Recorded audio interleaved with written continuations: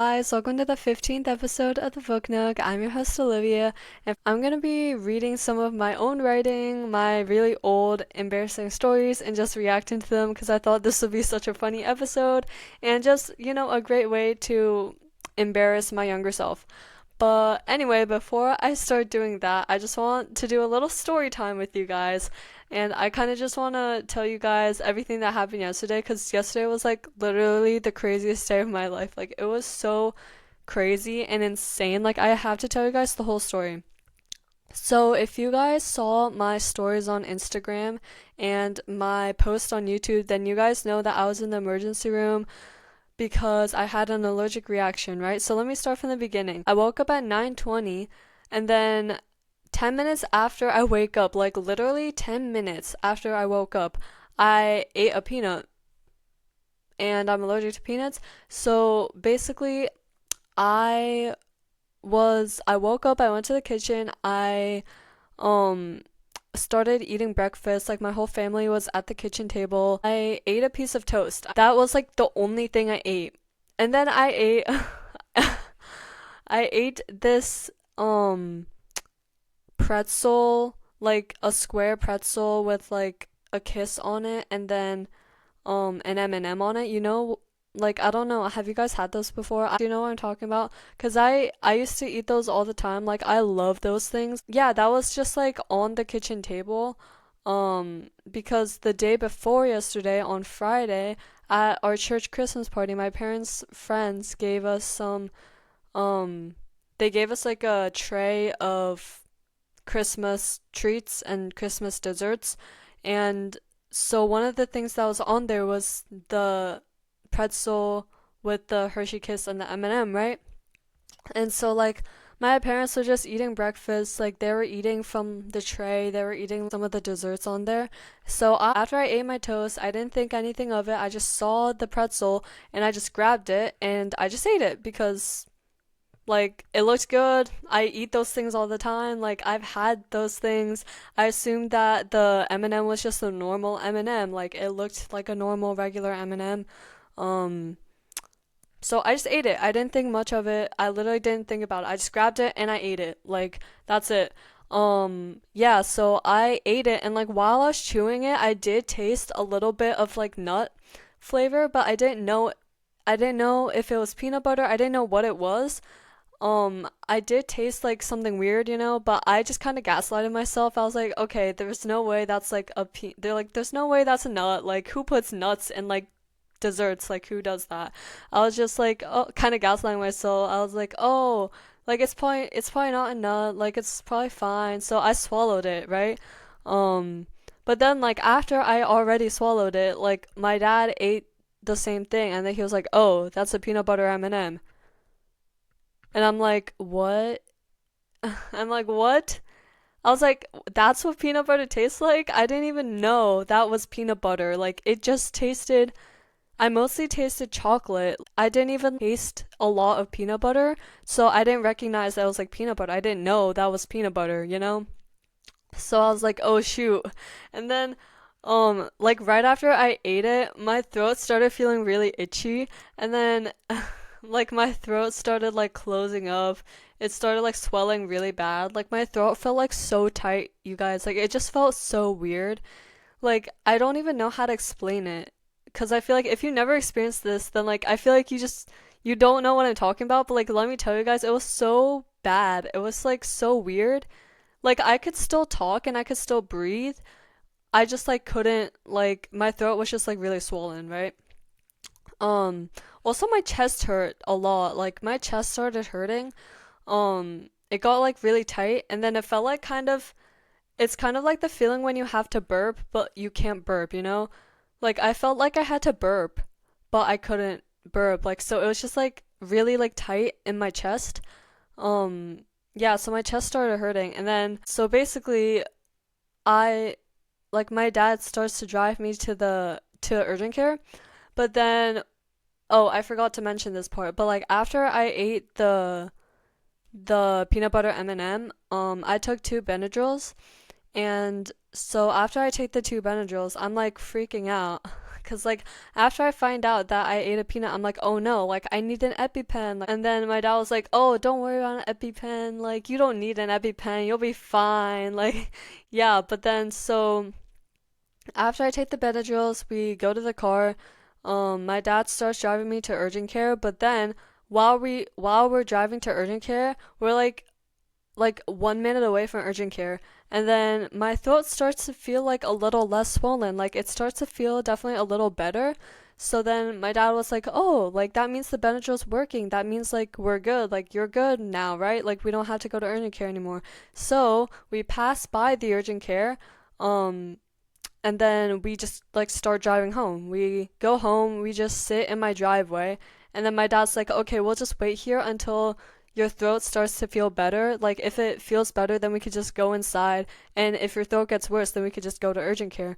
So we're just sitting in the driveway, sitting in my dad's car for like a few minutes, and then I throw up. I throw up. I threw up everything I ate. I threw up like the water that I drank. Like it was really gross. So I threw up all over his car, on the floor of his car. He had to clean all that up. Sorry. But yeah, it was pretty bad. It was really gross. But yeah, I threw up, and then my dad also again keeps saying like, "Okay, you're okay now. You threw up like the peanut butter. Like it's all out of your system. Like the peanut butter M&M is like gone. Like you're better now. Like you're okay. Like you'll be fine. Like we don't need to go to urgent care. Like we don't need to go to the hospital." And so I'm like, "Okay." Like he's convincing me that, like, "Okay, like I'm gonna be like better now." Like but then, like, no, like, it doesn't, my throat still feels the same. Like, it does not feel better. Like, my throat is just, like, still the same. After I threw up, I just went inside my house and I just went to the bathroom and I just, like, I washed my face, I washed my hands, I blew my nose, like, a lot. My nose was so stuffy yesterday. When I'm in the bathroom, like, my neck starts to feel itchy. Like, I start scratching my neck, and then, like, my um my arms and like my back also feel itchy. Like my whole body just felt like really itchy. I thought it was because of the clothes I was wearing because I was wearing like a sweater, so I thought maybe like I'm just itchy because of the sweater. But no, like it turns out that's like actually an allergic reaction. Like it was actually a whole rash. It wasn't because of the sweater, it's because of the peanut butter. Yeah, so after I started getting like the rashes, my whole face just kind of went really red. My face was like really like red. Like I looked like anger from inside out. Like that's how red my face was.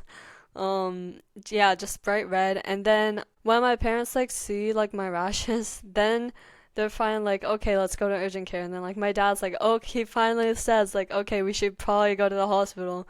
Yeah. So we finally go to urgent care, but it's already been like an hour since I ate the peanut butter M&M. Like it's been an hour. We definitely should have gone there sooner. Yeah, no. If you have an allergic reaction, do not wait to go to urgent care. Go there right away. Anyway, but so when I finally went, the doctor was like, "Oh yeah, you need EpiPen, girl. Like you need EpiPen like right now." So she gave me the EpiPen on my right leg. Also, like, guys, I was right this whole time. I knew I needed the EpiPen. Like, at home, I kept saying, oh, like, where's my EpiPen? Like, I was looking around for my EpiPen. I literally couldn't find it, 'cause I think I got my EpiPen like 2 years ago, but I never used it. Like, it was just sitting in a Ziploc bag, and I never used it. I never touched it. Um, it used to be in my backpack last year, but then I put it in a different backpack, like I moved it to a different bag, and then I moved it to my closet. Like the EpiPen was in my closet, but like I couldn't find it. Also, my dad kept saying that I didn't need an EpiPen. He was like, just wait for the Benadryl to kick in.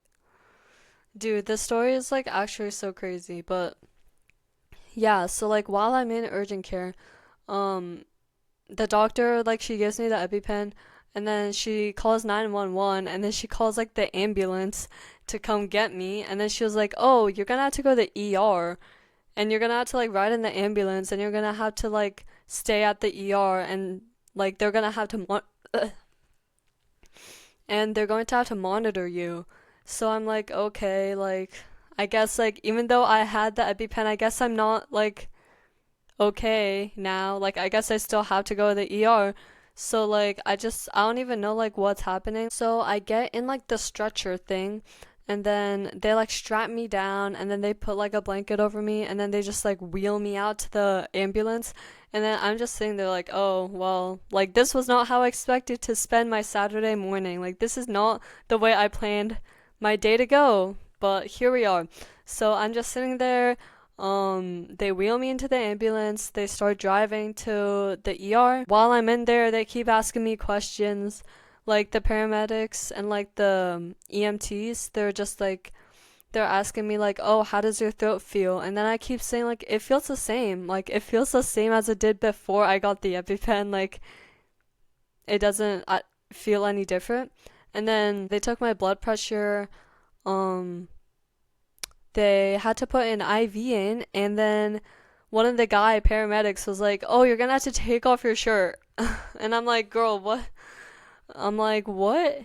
And then he's like, "Yeah, like, do you have anything under your shirt? Because like you had to take it off for us to put the IV in." But it was so awkward, guys. Like, it was so like weird. It's just so awkward. Like, I'm really like, can you not just like, like, bro, it was so awkward. So like I take off my like crew neck a little bit. Like I take it off halfway. I just like stick my arms out. And then he puts the IV on my left arm. It's the band-aid is still there from like that. So he puts it in my left arm. But could we not have just pulled up my sleeves? Like was that not an option? Like can you not just do this? And like if you roll up my sleeves, you can put an IV in here. Like you could literally put an IV in and you could take my blood pressure with the sleeves rolled up. Like look. Like look at all this space. You literally could have rolled up my sleeves, but like you made me take off my whole shirt. Like that's just weird. And then he said, he was like, or we could cut off your sleeves, but I don't think we want to do that. And I'm like, yeah, like no, just no, don't cut my shirt, please. Like that was just so weird. Like it's so weird, you guys. Like, can you not put an IV in with like a rolled up sleeve? Like, do you have to take off the whole shirt? Like, I don't know, guys. Like, I don't know. But yeah, it was so awkward. But after that, we finally get to the ER. I go inside and then all these people they keep asking me questions like this whole time. Everyone's asking me like all these questions like how like what time did you read it? Like what like dose of EpiPen did you get? How much Benadryl did you take? Um what M&M was it or like whatever. Like they were asking me all these questions. Um, and mind you, I could breathe normally at that point. Like, my throat was already better. Like, it was already less swollen because of the Benadryl. Like, and like my chest didn't hurt that much anymore. So I was like a little better, you know? But they kept on like asking me questions. It was super chaotic, just really, really, really chaotic. Bro, when I got to the ER, everyone was acting like I wasn't like, um, being careful about my peanut allergy or something. Like everyone kept saying these like things. Dude, one of the ladies that worked at the ER, she was like, you knew you were allergic to peanuts, but you put a peanut M&M in your mouth?" And I'm like, "Well, obviously I didn't know what it was. Like I obviously thought it was a normal M&M. I assumed it was a normal M&M.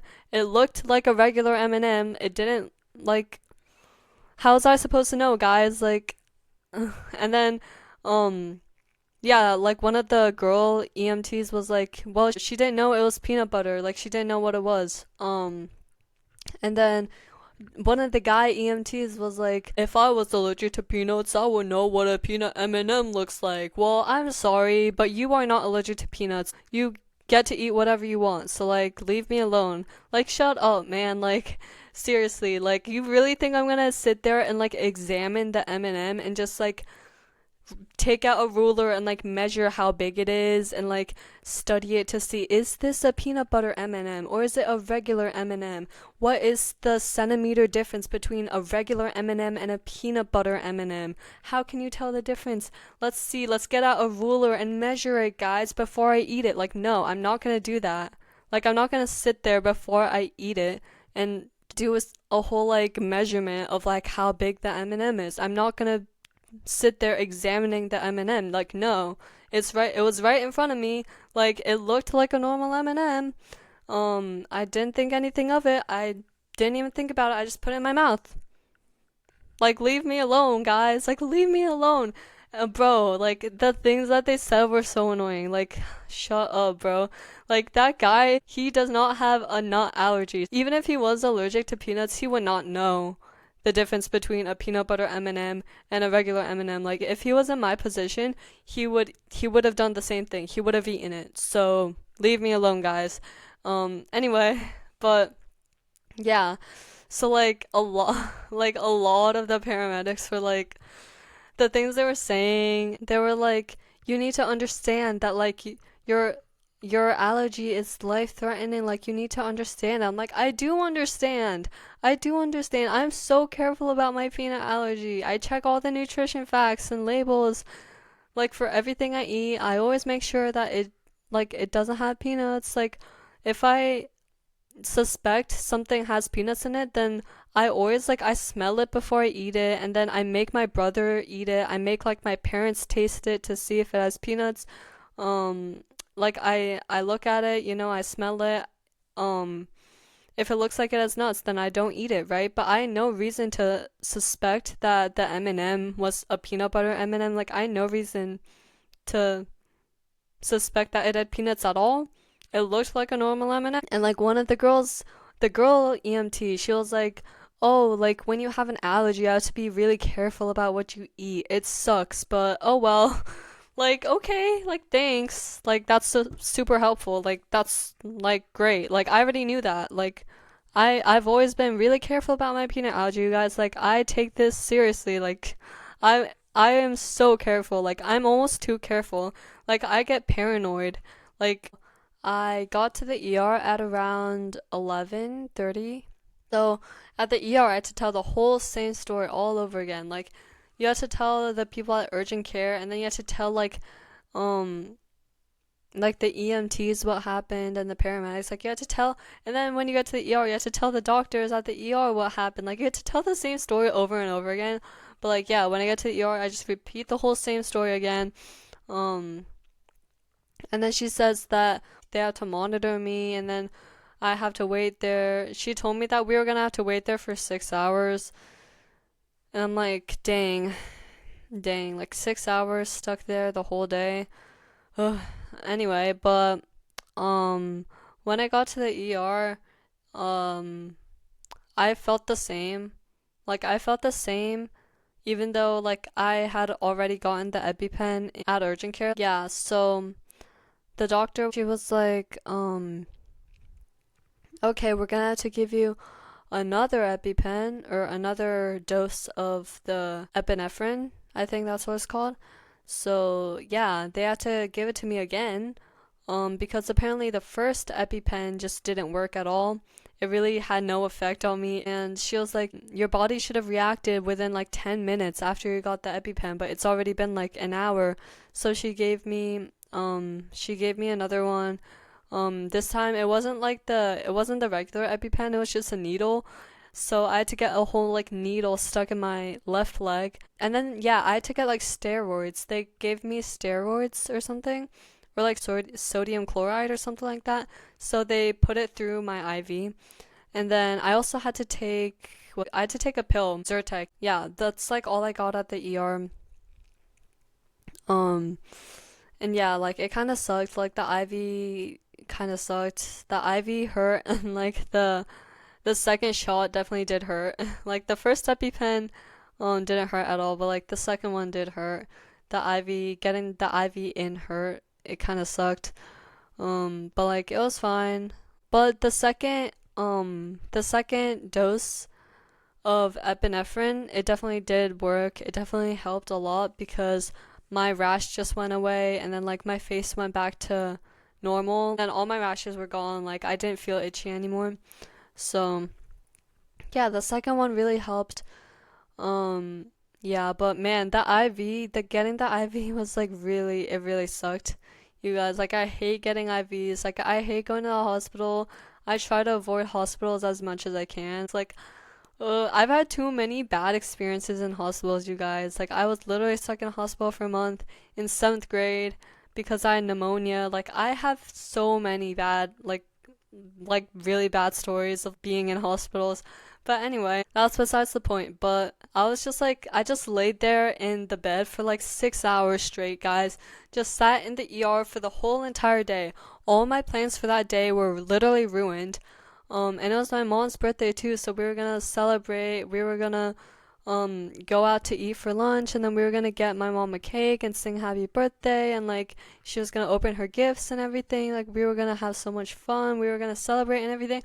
But no, all of our plans got ruined because of the stupid peanut butter M&M. Just because of the one M&M literally ruined my whole entire day, guys. It was so bad, it was so bad, it was so bad. I was so mad, I was pissed, guys. Like my plans for the day were ruined. I woke up that morning super excited. I was feeling super productive that morning, you guys. Like when I woke up yesterday, I was like, I planned out my whole day. I was like, okay, after I eat breakfast, I'm gonna shower, and then I'm gonna film this episode. I'm gonna do this episode, and I'm gonna upload it to YouTube. I was also gonna practice my violin. I was gonna write my essay for English. I was gonna do all my homework yesterday, but I didn't end up doing any of that. So now here I am today on Sunday, just trying to get everything done, just trying to finish all my homework and essay. I had to write my English essay. I had to finish recording this episode. Yeah, it's really crazy. Yeah, it kind of sucks, but it's fine. Yesterday was like such a crazy day. Yeah, and I was just like sitting in the ER just the whole day. It was so boring, bro. Also, I started crying in the ER.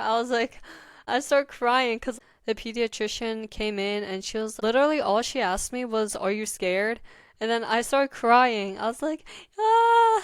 But like I actually was like a little scared because the doctor, she was like, "Why is this taking so long? It's already been an hour and like you still have like the swollen throat." So she was like, "I don't like what I'm seeing. I don't like what I'm seeing. It's scaring me." So like man, like hearing all of that stuff, I was like, I was a little scared, you guys. Like I'm gonna admit, like I was a little bit scared. But like as soon as the pediatrician asked me if I was scared, I just like started bawling my eyes out in front of like all the doctors and like the nurses and everything, and they were like, "Oh, what made you so upset? Like why are you crying?" And then I was just like, ah, like my whole day is ruined and I'm stuck in the ER for 6 hours, and like my throat is still swollen. Like am I gonna be okay? Like am I gonna be alright? So yeah, I was just like I was just like having a whole like meltdown because like my day was ruined. Like everything was ruined, you guys. Like it was such bad timing. It was so horrible. So I was just super mad, super upset. So yeah, I took a nap in the ER. I took a good nap because after I took like the two Benadryls, like I just felt so tired. So I took a nap and then I watched Home Alone on the TV in my room, and then I spent on my phone for like 2 hours, and then that's all I did basically for the whole day was basically just that. Um, yeah, and it was really bad because like I was like connected to all these machines. Like my IV was like connected to like the machine, and then on my left finger, my finger was like wrapped, and then it was like connected to like something, and then there were like a million stickers all over my body. And then they were connected to these like red, yellow, and green wires, and they were connected to the machine. And then my right arm was like in the like the blood pressure cuff thing. So yeah, my right arm was like wrapped up in that. So I was just like connected to all these machines, guys. Like I could not move. I was just stuck in bed the whole day. When I had to get up to go to the bathroom, I had to like unplug everything. Like I had to like unconnect everything, and then like we had to call the nurse to like take out the IV. Yeah, we had to do all of that. Like it was so annoying. I was so bored out of my mind. Like when it started getting like a little later, when it was like 5 or 6 p.m., I was just like, man, can I just go home? Like I feel like I'm good. Like I think I'm better now. Like my throat isn't as swollen anymore. Like I can breathe normally. Like I'm not in any danger. Like I'm fine. Like I can go. But they kept saying like, no, like you have to wait. Like we can't let you leave until like all of your symptoms are gone, and we can't let you leave until everything is normal. Like we have to keep monitoring you. And they did. Like they kept coming into my room like every hour just to check in, just to, like see if my throat was better. Yeah, they finally let me leave at around 6:30. So it was like 6 whole hours just like in the ER. Literally, my whole day was just like spent like in the hospital. I didn't get home until around 7:30-ish. But the day was like pretty horrible, you guys. It was such a bad day, and I felt so bad for my mom because she had to spend her whole birthday just alone at home.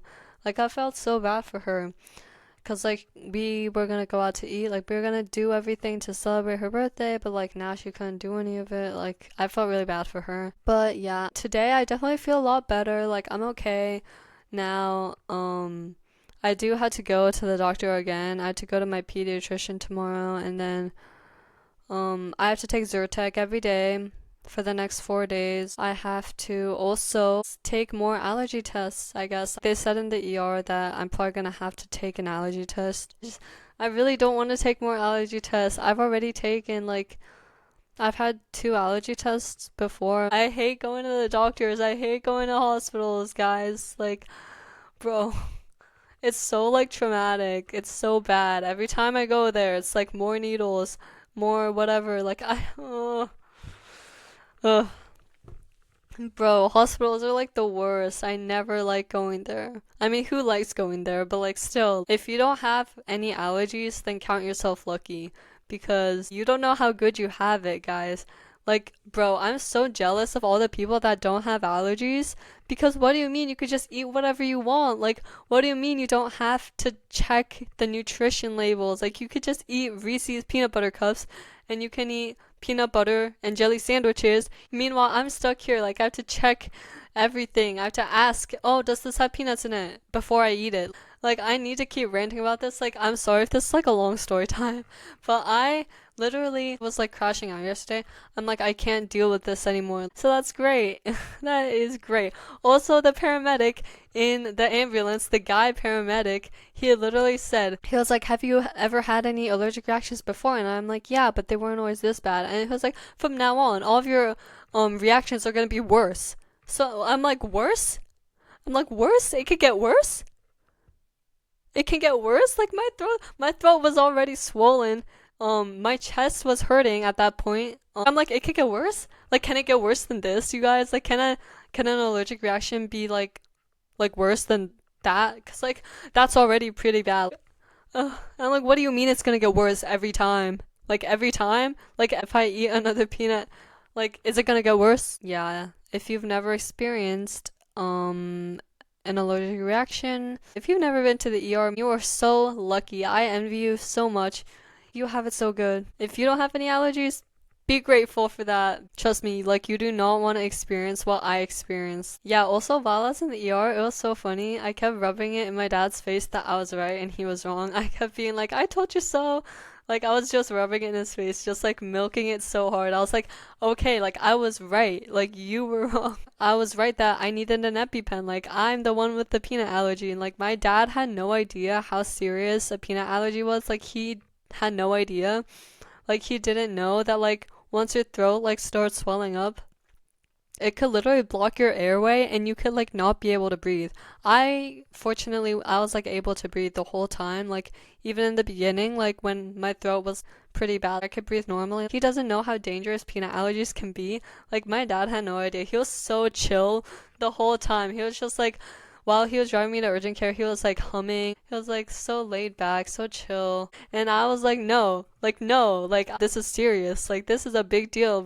I need to go, like, I need an EpiPen. And he was just like, no, No, like you'll be fine. But like I was right. While like when I was in the ER and I had to get like the second EpiPen, I was like, man, I was right. I was right, wasn't I? Like I did need an EpiPen. It was funny. He was like, okay. He was like, yes, I was wrong. Okay, so that's my little story time. That is why I had to push this episode to Sunday. This is why this episode is coming out a day later because yesterday I was in the ER, so that's great. But I did promise you guys that I would upload this video today, so here we are. Now let's move on to the actual episode. Now that we got my story time out of the way.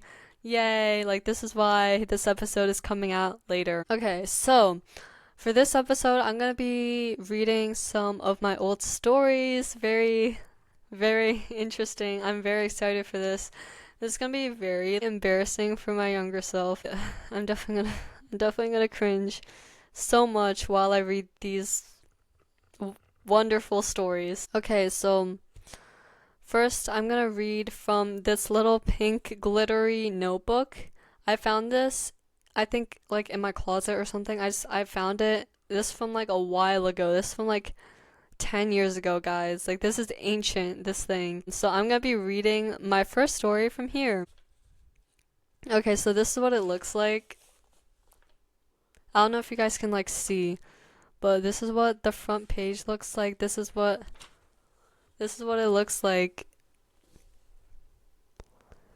I don't know, can you see it? Yeah. That's my handwriting was so bad. Like guys, like I'm just like scribbling all over the page. My handwriting was so bad. But anyway, also a lot of words are misspelled in these stories. Like okay, so this first story is called Hero Trouble. I wrote the date. So I wrote this on November 27th, 2016. This was on 2016, you guys, almost 10 years ago. I was like 8 when I wrote this book. Like, that's crazy. I was so young. Okay, so I'm gonna read it. It says, Dear Journal, it looks like you were bored, so I'm going to tell you a story to entertain you. But trust me, it won't be perfect. I will have to do some editing. Spelled wrong. Spelled editing with an E instead of an I. Editing, rewriting, revising. Revising is spelled with an E. Guys, I spelled so many words wrong. Also, my handwriting was horrendous back then. My handwriting is barely legible.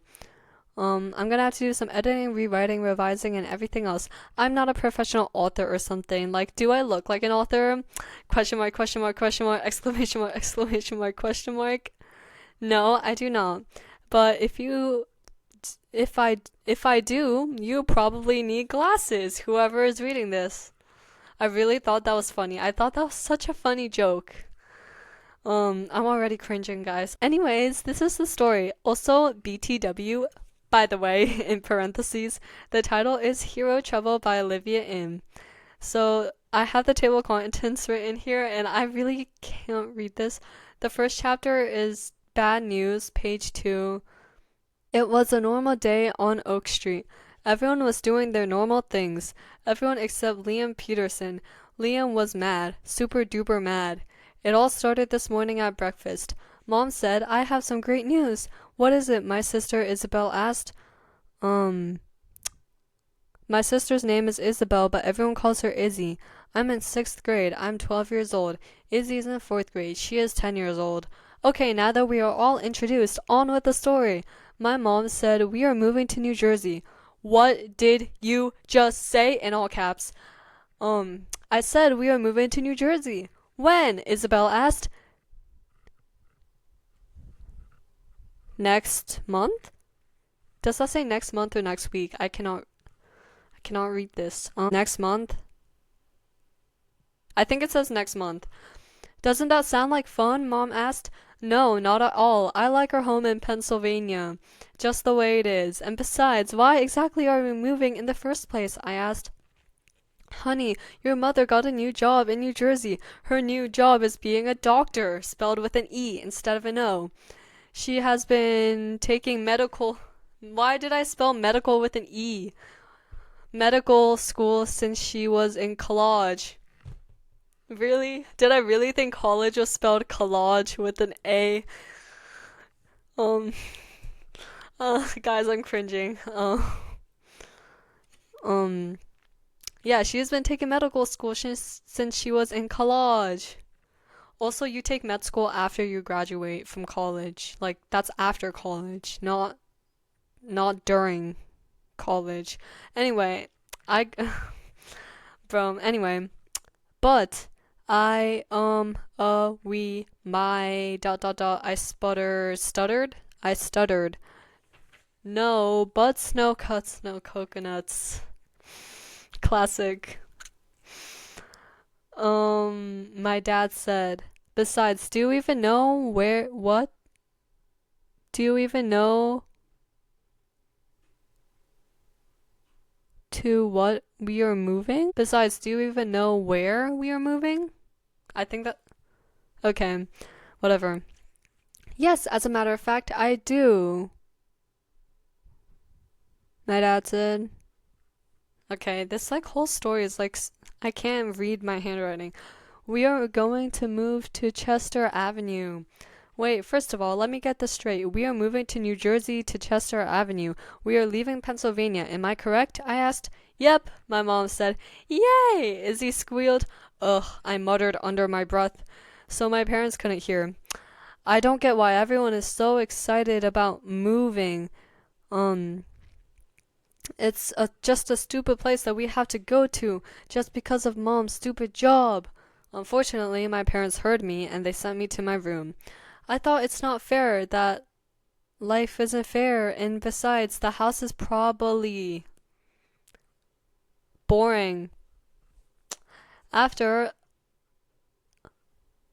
after one whole hour, mom said I could come out. Okay. How come you don't want to move? How come you are so grumpy about moving, grumpy pants? Izzy said. Uh, I can't believe I used the word grumpy pants in a story. Guys, as you can tell, like my writing skills were just on point. So great. Um, oh, be quiet, you little brat, I replied. For the next days, all that everyone could think about was moving. It was all they could talk about. Why did I just repeat? Why did I just like say the same thing? Anyway. Moving, moving, moving. Bleh. I think everyone just caught the contagious case of moving-itis. I was watching way too many Doc McStuffins episodes back then. I'm sick of it. Won't everyone just stop talking about it already? In all caps, I shouted. But obviously, nobody listened, as usual. I gave a sigh and went back to my room. I was bored and had nothing to do. Out of my skull. Literally. Literally spelled wrong again. Literally is spelled with two T's. Great. Just 5 minutes ago, I was a normal sixth grader. And now I'm about to move to Pennsylvania, which is 1.5 hours away. In just 1 month, how did things change so quickly? And that's it. That's all I wrote in the story. Yeah, so that is all I wrote in this notebook. I barely wrote in this notebook. It's mostly blank. Like, it's so empty. But that story, it was really bad. It was really bad. Like, every single word was misspelled. The plot was so bad. I mean, look, for like a third grader, it's not bad. Also, I love how I wrote the table of contents and like I actually planned to write a whole book. Like, I planned to write like so many chapters, but I never even finished it. Like, why did I not finish the story? Like, I kind of want to know how it ends. Now I guess I'll never know what happened to them when they moved to Pennsylvania. But yeah, this story was like really bad. Like really, really, really bad. Okay, now moving on to... Oh, I have a lot of stories in my black folder.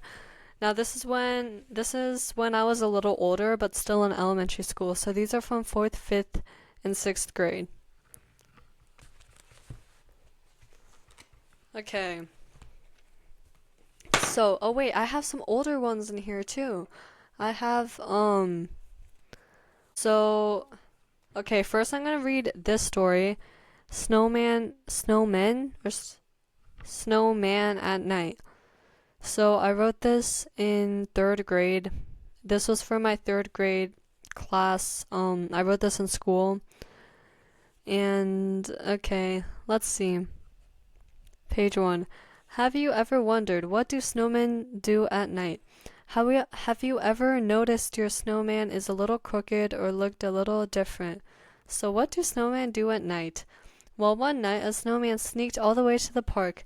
Unfortunately, he wasn't too quiet. Creak, creak. I like the onomatopoeia. When he finally got to the park, he didn't know what to do. But he got an idea, a quick one too. I will make a snowman, the snowman declared. I will finally have a friend. So he hurried off finding things he would need. He gathered some branches, rocks, and a carrot, which was hard to find, but eventually found one. Now, let's get back to work, he exclaimed. Brr, it looks like it's going to be a cold, cold night, he said. All he wanted to do was to get a cup of nice hot chocolate, but he would melt. Then, as he looked around, he discovered a problem. Uh-oh, there is no snow on the ground. But then how did I get... Oh, I know! It must have snowed, and then it probably stopped, he interrupted himself. A genius, right? Next, it snowed. Yay! The snowman shouted with glee. Problem solved! So he started to make the bottom. Roll, roll, roll. Pat, pat, pat. After he finished making the bottom, he moved on to the middle part. He stuck the 2 sticks that he had found before on the body. Next, he put 3 rocks on top of it for buttons. He put it on top of the bottom. Last but not least, he made the head, put it on top of the body, and made the eyes, nose, and mouth. It needs a finishing touch, he said. So he put his hat, scarf, and mittens on the snowman. I call this a masterpiece, he told himself as he stood back to admire his work. Then he strolled back home and took the snowman with him. The next day, when his owner saw him, he asked, Why are there 2 snowmen instead of 1? Well, now you know what snowmen do at night. And we do know what snowmen do at night. Thanks to this wonderful piece of writing.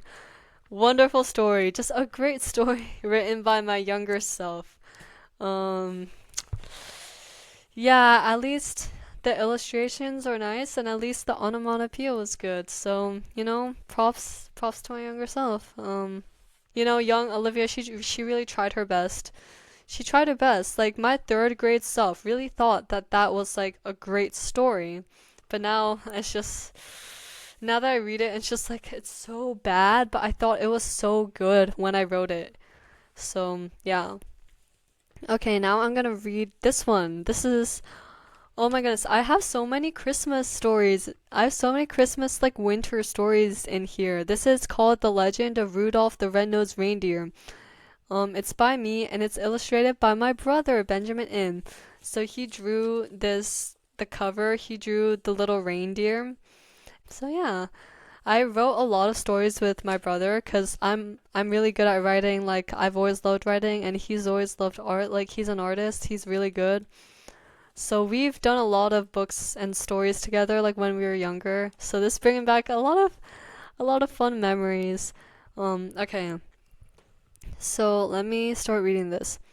Once upon a time, in a kingdom far, far away, called Frosty Village in the North Pole, lived Santa and his 8 reindeer.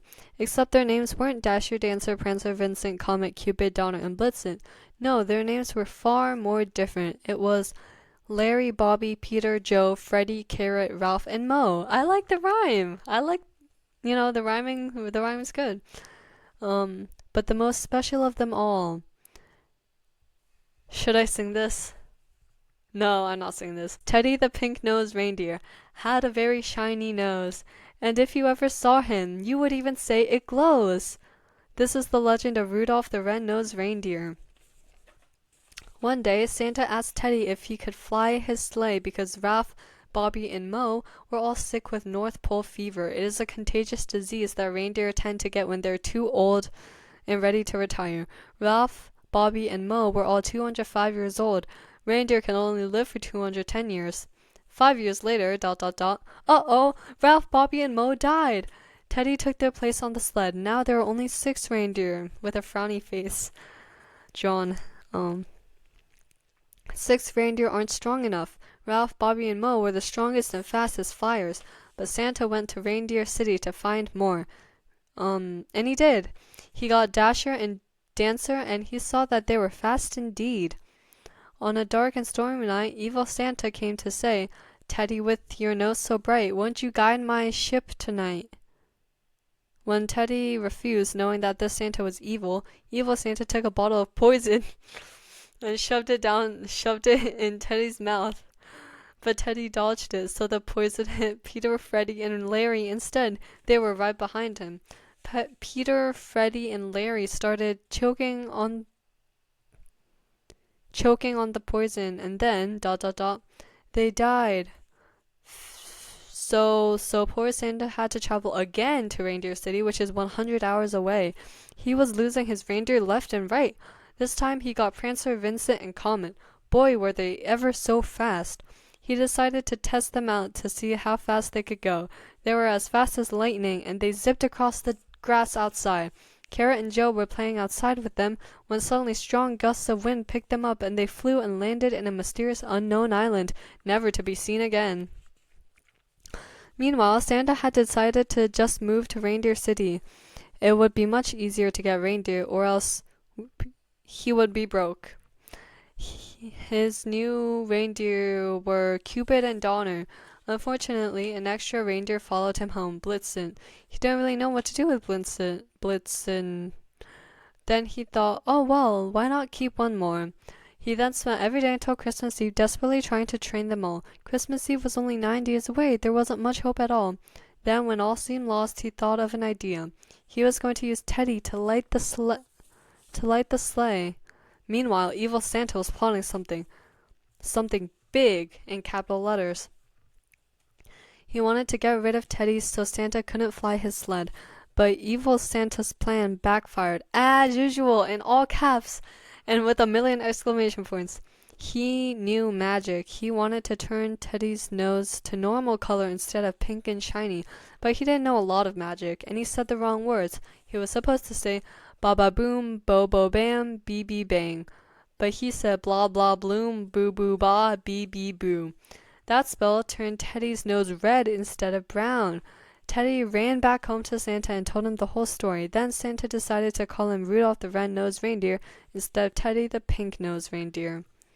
And that is the legend of Rudolph the Red-Nosed Reindeer. The end. Yay! Yay. I mean, this one was better. I would say that this story is definitely better than the first story I read, because that one had so many misspelled words. This story definitely had a lot less spelling errors, so that's good. Okay, wait, what is this?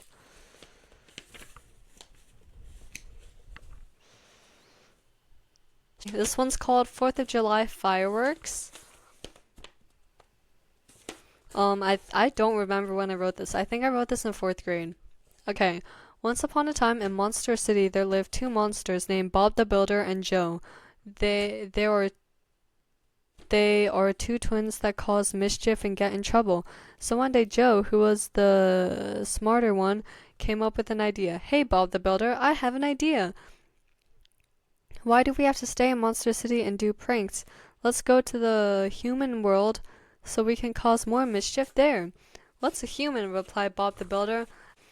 I'll explain later. Follow me, said Joe, with an evil gleam in his eye. Oh, I illustrated this one too. I drew Bob and Joe. Look, this is Bob, and then that is Joe.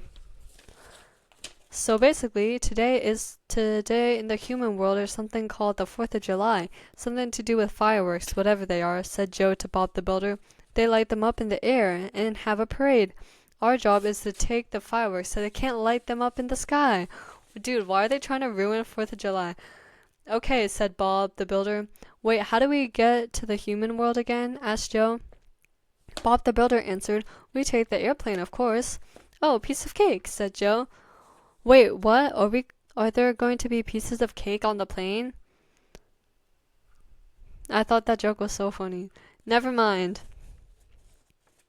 100 hours later, Finally, we're in the human world. Let's go steal those fireworks, said Joe. So they walked to the park next door to the airport. Monsters surprisingly have a good sense of direction. Boom! Boom! Oh no! Cried Bob the Builder. The fireworks started already! It's okay, said Joe. I know another way to get to them. Joe found an abandoned trampoline on the playground and dragged it over. We can just jump on here and grab them from the sky, explained Joe. So they tried doing that, but since they were monsters and didn't have a brain, they just assumed they could grab things from the sky. They were wrong, of course, but they found that out the hard way. 5 days later, the fireworks were still going on, even though it wasn't the 4th of July anymore. But Joe and Bob the Builder kept on trying until they gave up.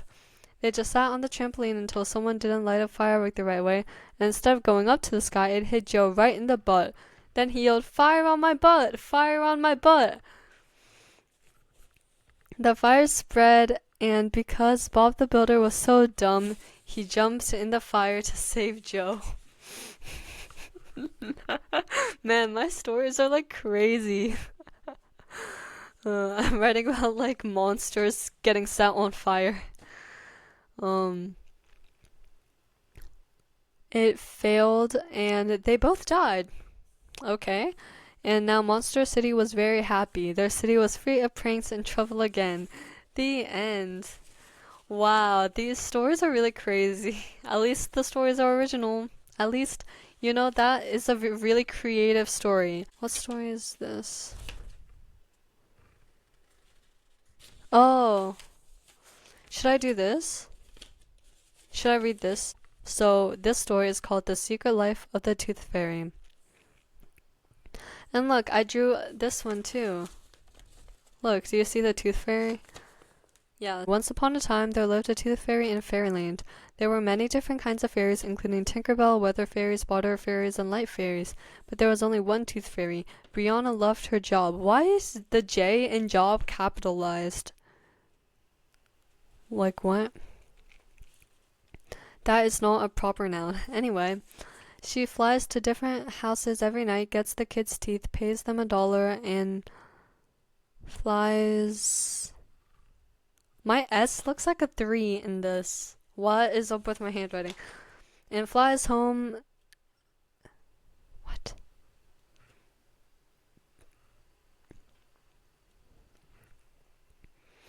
Flies home so she can start gluing the teeth together to make dentures for old ladies. Now you might think that Brianna was a little fairy that loves children and gives them $20 each for a tooth, but she's actually a mean, grumpy old lady who's in her 80s and has gray hair and wrinkly skin. Also, she smells like cabbage farts. She smells like cabbage farts. She also gives kids 1 cent a tooth. P.U. Once. Guys, look at my drawing. My drawing is so good. My drawing was so good. Can you see it? So anyways, after Brianna gets home from work, she makes dentures out of the teeth she gets from kids so old grandmas that smell bad like her could have teeth. After that, she watches TV and then hits the TV with her cane because it didn't have the channel she was looking for. That's the secret life of a tooth fairy. The end. That was an interesting story. Very funny, very short. Not horrible. Okay, so I have a lot of stories I could read.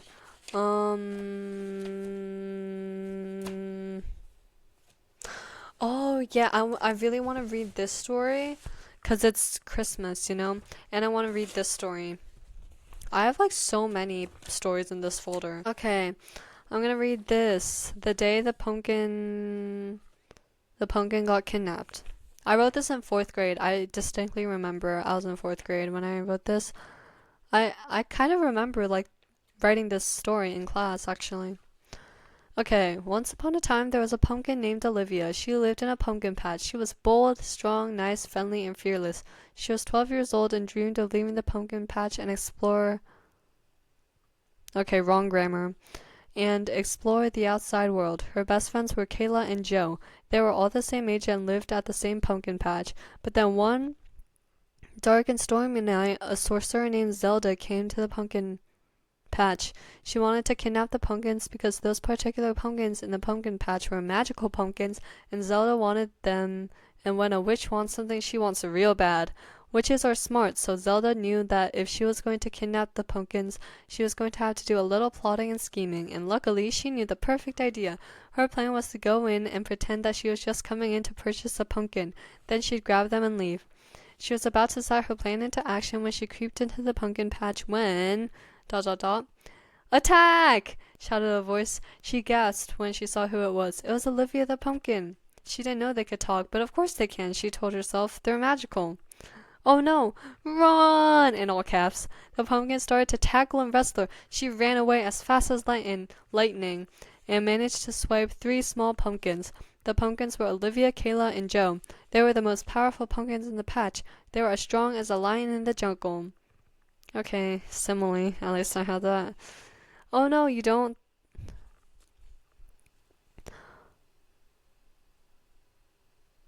What? Okay, guys, like, the formatting and like in this story is so weird. Like there are these random spaces all over, and like there are no spaces between like some words, but there are like too many spaces between other words. Like it's so weird. Like I did not know how to like type back then. And then like why is dialogue not in quotes? Oh, okay, whatever. "Oh no, you don't," thought Olivia as she broke free and started to run away, but then she looked back and saw that Kayla and Joe were still in the witch's hands. They looked at her, staring helplessly. "I can't just leave them." Again, no quotes for dialogue. "I can't just leave them," she thought. Then she made the toughest decision of her life. She went back to her friends. Olivia woke up the next morning confused. "Where am I?" she wondered aloud. "Guys, wake up! Guys!" "Huh?" Kayla asked. She was only half awake. She opened one sleepy eye, looked around her, and murmured groggily, "I must be dreaming." "No, you're not," Olivia cried. "Look around you." "Whoa," Kayla said after she took one glance at the room around her. "Ah, I see you have woken up. I will take you as my prisoner, and you will make me powerful and rich," Zelda said. "You won't get away with this," Olivia said, clenching her fists and gritting her teeth. "Oh, but I already have. Mwah ha ha ha." Then she slammed the dungeon door and walked away. Luckily, they outsmarted her. They yelled out, "Oh, Mrs. Witch, can you please come in the dungeon? We're cold." The sorcerer answered, "Well, boo-boo on you." They had a backup plan. They hid Joe under some blankets and Faye cried, "Oh no, Joe is missing. Mrs. Witch, don't you want to sell all of us? Then you better come inside this dungeon and help us find him." "Very well," the sorcerer replied. As soon as she opened the doors, Joe scrambled out of his hiding place and ran out with Olivia and Kayla. They pushed the witch inside and locked the door tight. Then they ran home together in the sunset. The end. Wow. Wow. Okay. This one doesn't have a title, but this is what it looks like. I wrote this in 4th grade as well. I wrote a lot of Christmas stories and a lot of stories about Santa. A lot. Okay. Once upon a time, there lived an evil man who lived in the North Pole in the town of Frosty Village. We do not know the name of this man. He prefers not to tell. But everyone else who lives in the North Pole always called him Mr. Claus because in North Pole language, Claus means evil. One thing about this man, he is the most grumpiest, cold-hearted, evil man in the world. Also, he hates children so much that whenever he sees one, he spanks them on the bottom. He is very evil with a capital E, and he wants to destroy Christmas for all. So after some plotting and scheming, he hatched the perfect plan. His plan was to swipe all the presents from Santa all the kids loved. Then he would kidnap Santa and feed the reindeer poisonous carrots and take his sleigh to escape.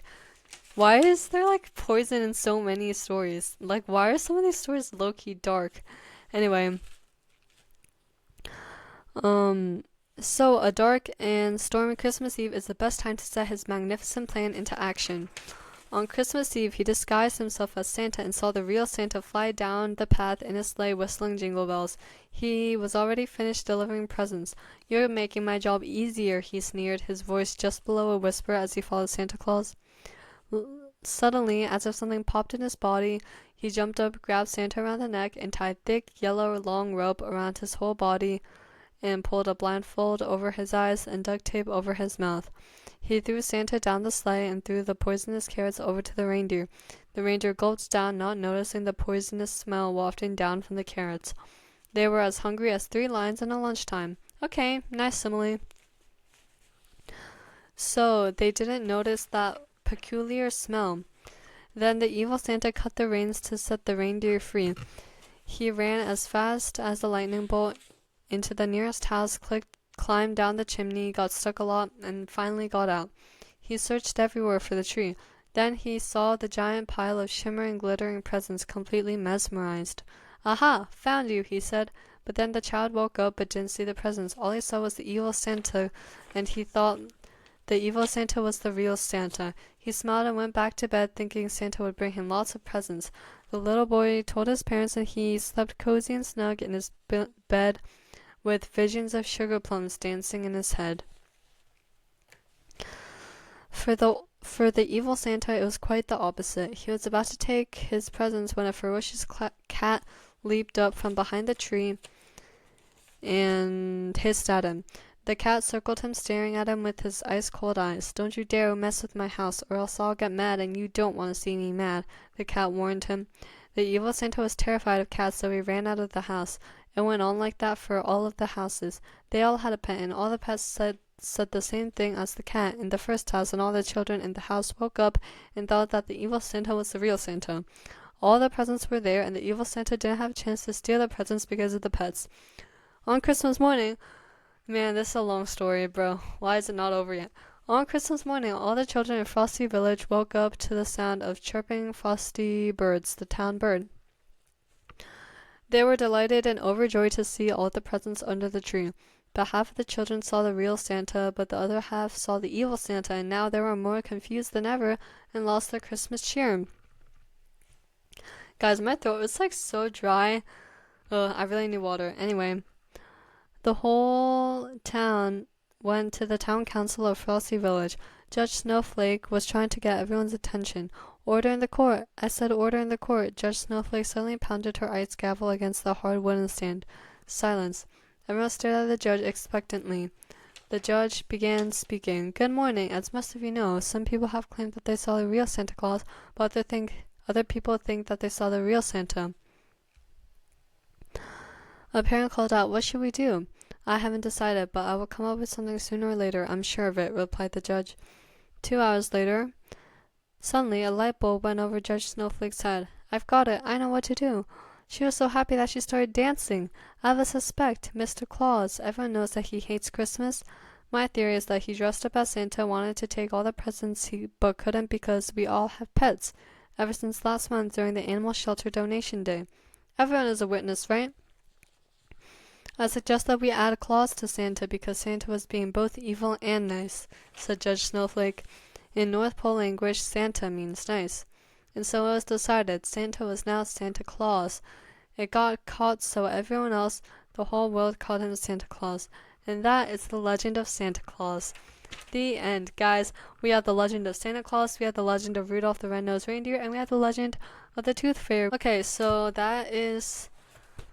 those are like most of the stories. I still have a lot more, but we don't have time for that. So those were some of the stories from this black folder. Now I do have these 2 folders. I have these folders from like elementary school, like really young, like early elementary school. Wait, guys, I just found this random story in this folder, and I really don't know what the story is. I've never seen this before. I think this was 2nd grade. But it says the candy series Sugar Blast by me, and I wrote this with my friend Jada. Wait, I don't even remember writing the story. What is this about? I don't know. Let's see. Let's find out. One day, a little girl was walking through Sugar Lane when she heard a shimmering sound. She peered through some bushes and she saw a fountain. It looked much like an ordinary fountain, except it glowed like it was magic.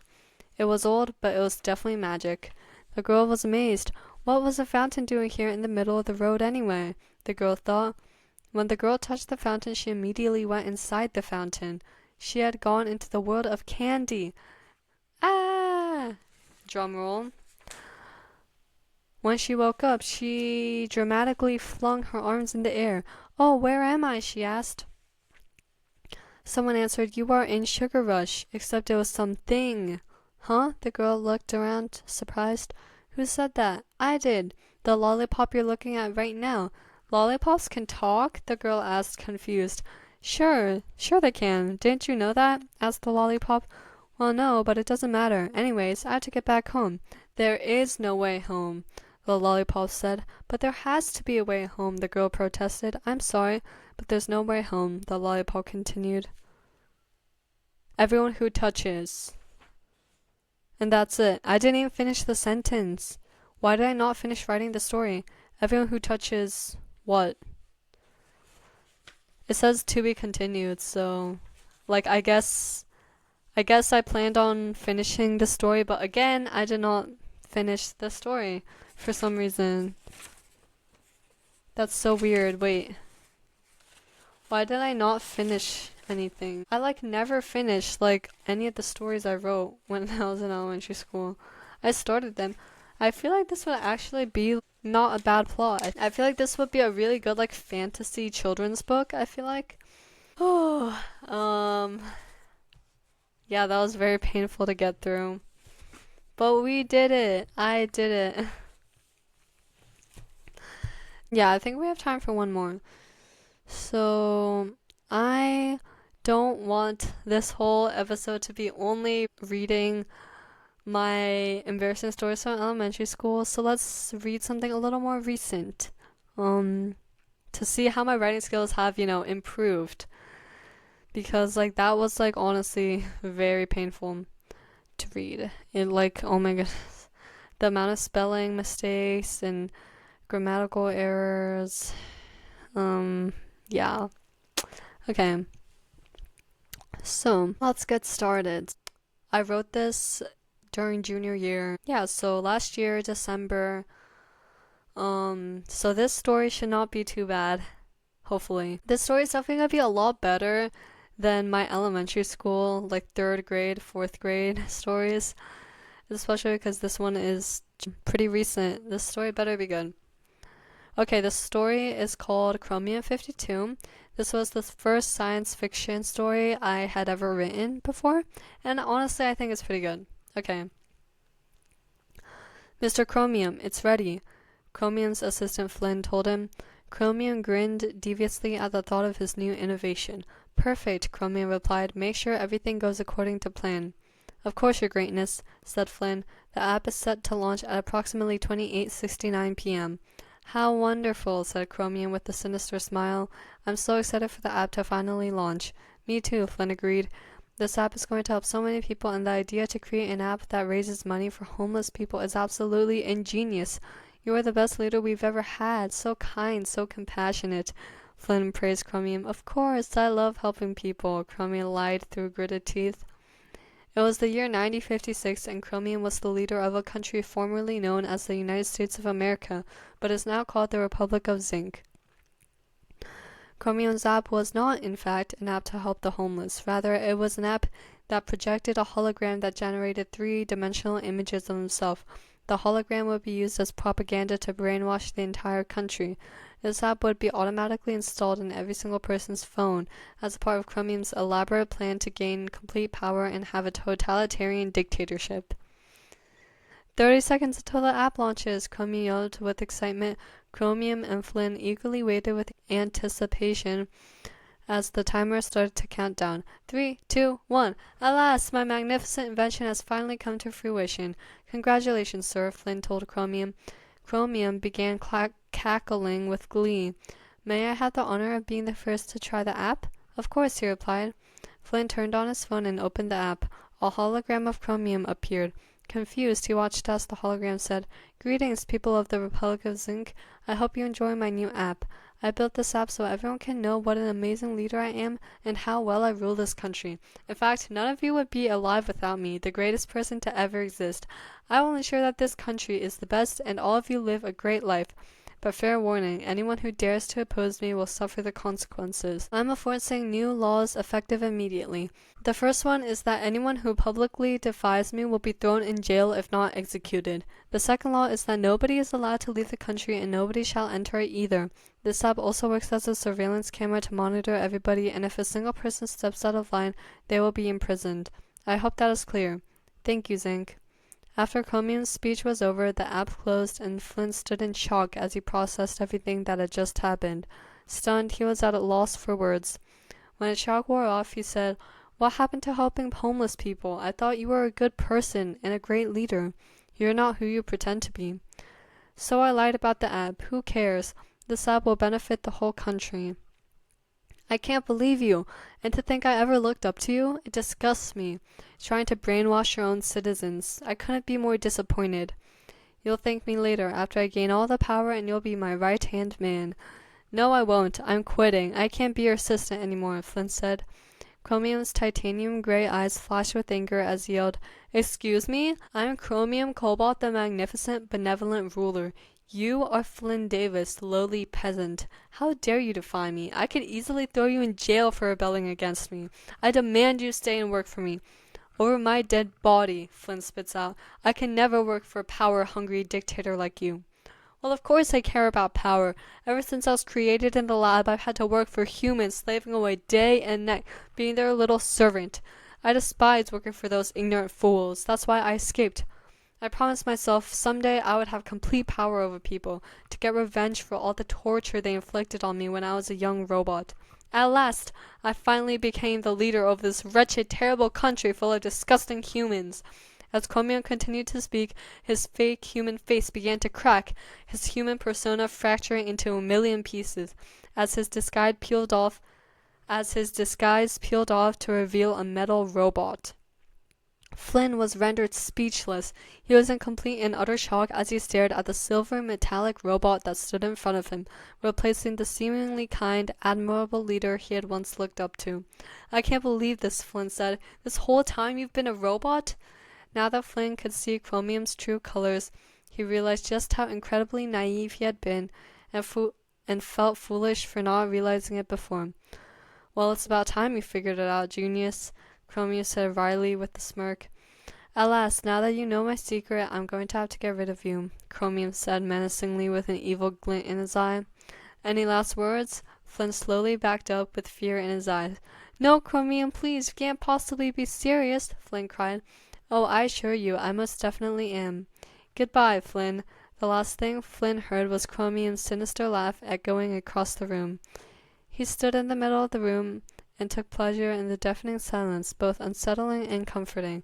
Now that Flynn was gone, Chromium was free to carry out his plans. That night he slept with satisfaction, knowing that the country would be under his power the next morning. Chromium grinned as night fell and darkness covered the Republic of Zinc once and for all. The end.